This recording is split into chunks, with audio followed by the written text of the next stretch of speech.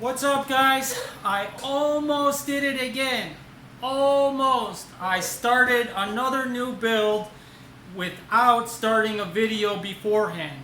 And in this case, I really wanted to because most of the time I'm building from scratch, and whenever I am building from scratch, it's not really too big of a deal because I don't think anybody really wants to see a bunch of raw tubing laying on the floor with a bunch of parts.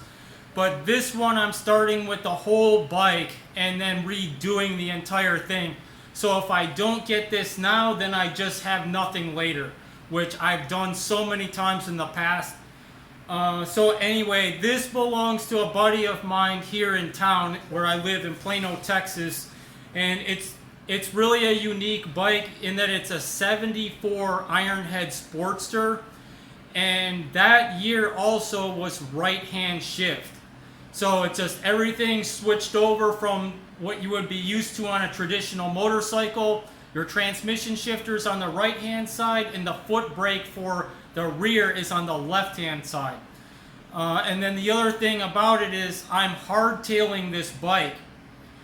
And where that's going to come into play is because the foot brake, the pivot point it has, is actually on the frame that I'm going to be cutting off. So I'm gonna have to re-engineer some stuff there. It's got a mechanical drum brake on the rear right now, and I don't know if he's gonna want to keep that. I personally, I think I would rather go with a hydraulic disc. But if that's the case, then I'm gonna have to make some kind of mount for a master cylinder for the rear brake. But other than that, the shifting's all opposite. And hardtailing the rear, and I'll go ahead and get into this now. So this bike is in super condition. It's already an excellent running bike. It was very well maintained. And from what I understand on the backstory, the guy that originally had this, he had it for years and years, and I believe he built it with his dad. And really good bike. It's just one of those things that my buddy bought it, and he's already got a couple of hot rods, and he's like I am. He wants something more exciting, something that's not factory. In fact, he had I believe it was a Road Glide, a newer Road Glide, and really nice bike. But like he had said to me, he didn't want to pull up to a red light and see someone on the same exact thing. So he went ahead and actually sold that and got this. So this is what I was saying. You've got your rear brake on the left side. It's got a pivot right here that runs all the way across. And that pivot is on the factory frame, which that's all getting cut out. And that pivots and it comes up to this arm, back to this factory drum, and then shifter on this side, which I believe this peg is actually mounted to the frame. So I'll probably end up cutting that lug off since it's splined to adjust this. I'll probably take just that lug off and reuse it. And this frame is probably going to be getting cut and spliced about right there. And I'm guessing somewhere right in here. So that brings us to this. So this is from Lowbrow. However, I found out that Lowbrow does not make it. It's a company called Vintage Voodoo or Voodoo Vintage. I'm not quite sure. In Illinois that makes it.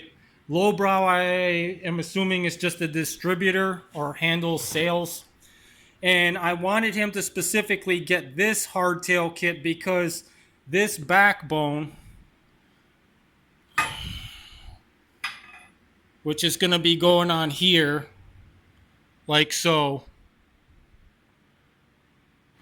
it's got this 90 degree bend. And the other ones that are out there on the market, I've noticed this tube comes up. It's actually a two-piece. This comes up and that comes out. And this one here just butts into it and they weld it. So you have a hard 90 there, and this has got that smooth bend. So that's why I wanted him to specifically get this one. And it comes with this transmission mount plate, which, as somebody who welds all the time, who TIG welds all the time, I was not too happy with the welds on this. So there's a little bit of porosity even in there. And a little bit rough right in here. And it's not to talk trash about anybody. In fact, I have no idea who actually welded this up. But as a fabricator and as a welder, I was not too pleased with that. And everything else was decent. It was just that transmission plate. So the plan is to cut the bike in half, and my plan of attack was to go ahead and do that because that new subframe is gonna lengthen the wheelbase just a little, and it's also gonna drop the back end, which is gonna change the rake a few degrees. So he also was talking about possibly putting a springer on this, maybe like a 4-inch or 5-inch over. But as I was telling him, we need to take care of that rear first so that we have a set height, ride height back here before we start messing with the front. So I'm going to go ahead and get that. Then we can see what the deal is with the front end, and if I want to go ahead and cut the neck. I'm not sure what I'm going to do in that case because this has got this cast neck. And they just ran the tubes into it. So I don't know if I cut this whole thing out and just redo this because the VIN number is on here. So if I get rid of this completely, I don't know if that's going to get us in trouble. So that's going to take some research. But other than that, you know, it's a perfect platform to start with. And obviously, I don't know, I like those tanks, but maybe even cut the tunnel out of it and run it like a Frisco style. I like a lot, where that you bring that lower line even with the bottom of that top tube. So I'll just have to cut that tunnel completely out and redo it. Maybe put almost a flat bottom on that tank and get it more up like this.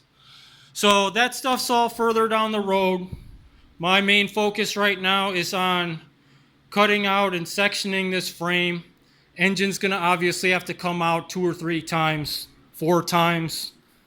And then the frame's gonna have to get powder coated and everything before final reassembly. So it's a pretty cool deal. I did, to kind of follow up my last video, I did win at Rat Rodtober for the bicycle class, which I didn't bring that one. I brought my show bike, which is now back under plastic back there. I wasn't even planning on that. My main focus this year was actually to get this there. And as I explained in that video, I just didn't have time. It runs and drives, but I still need to do the firewall and the interior and make sure the wiring is good, like no chance of a short and a fire. So, oh well, there's always next year. I was glad to go, and I did see a lot of old friends, met a couple of new ones as usual, and had a good time, which is what it should really be about. I mean, honestly, I haven't even voted at a show in years and years and years. My honest opinion is this stuff is all subjective. It's just like with the bikes, because what you think is badass doesn't necessarily mean what someone else thinks badass. It's all subjective art. Even like this, I know that the vintage chopper scene is really big right now.